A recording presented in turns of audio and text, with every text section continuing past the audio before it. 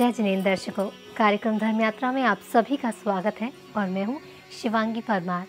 दर्शकों, धर्म यात्रा में जैन धर्मावलंबियों की असीम आस्था से जुड़े कई तीर्थ स्थलों के दर्शन कराने के बाद आज हम आपको लेकर आए हैं नवाबों की नगरी के नाम से पहचानी जाने वाली राजस्थानी नगरी टोंक में। अपने अदब, लिहाज, नवाबी रहन सहन और मीठे खरबूजों के लिए पूरे देश में विख्यात इस शहर से थोड़ी ही दूरी पर मौजूद है शांतिनाथ दिगंबर जैन अतिशय क्षेत्र, जो अपनी आध्यात्मिक आभा बिखेर कर न सिर्फ टोंक बल्कि पूरे देश को आलोकित कर रहा है। तभी तो भक्त दूर दूर से इस दिव्य स्थल के दर्शन के लिए खिंचे चले आते हैं। तो आइए इस दिव्य स्थल के दर्शन के साथ धर्म यात्रा के आज के सफ़र को आगे बढ़ाते हैं और चलते हैं अतिशय क्षेत्र सांखना में।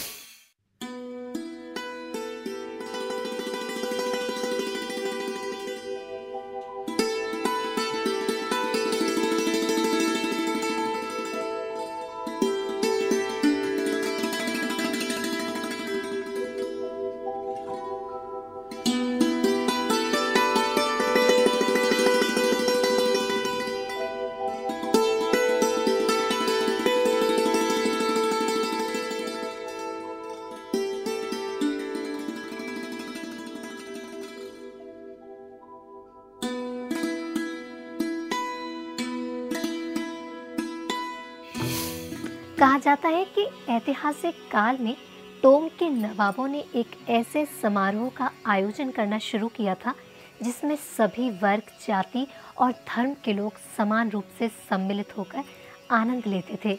इन सर्वधर्म आयोजनों से ही इस क्षेत्र के लोगों में एकता का भाव जागृत हुआ, जिसका प्रत्यक्ष प्रमाण देता नजर आता है यहाँ स्थित जैन तीर्थ भगवान शांतिनाथ अतिशय क्षेत्र, जो अपने अतिशय के कारण सिर्फ जैन समाज में ही नहीं बल्कि अन्य धर्मों के लोगों में भी पूजनीय है।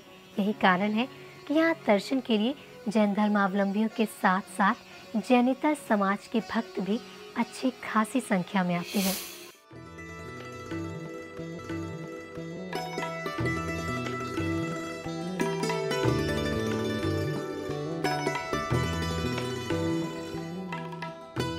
अपनी नवाबी ठाट बाट के लिए विख्यात टोंक जिला राजस्थान का दूसरा लखनऊ कहलाता है। अपनी स्थापत्य कला के लिए पूरे भारत में विख्यात इस जिले के बारे में कहा जाता है कि राजा मानसिंह ने 2 जनपदों तारी और टोकरा को तत्कालीन शासक अकबर से जीता था। राजा ने 12 गांव वाले टोकरा जनपद को भोला नाम के एक ब्राह्मण को सौंप दिया। इस ब्राह्मण ने इन्हीं 12 गांव को टोंक जिले का नाम दिया। इसी टोंक जिले के सांखना में स्थित भगवान शांतिनाथ जैन तीर्थ धार्मिक सद्भावना का प्रतीक है। जयपुर कोटा राष्ट्रीय राजमार्ग पर स्थित टोंक से तकरीबन 28 किलोमीटर दूर स्थित है सांखना गांव।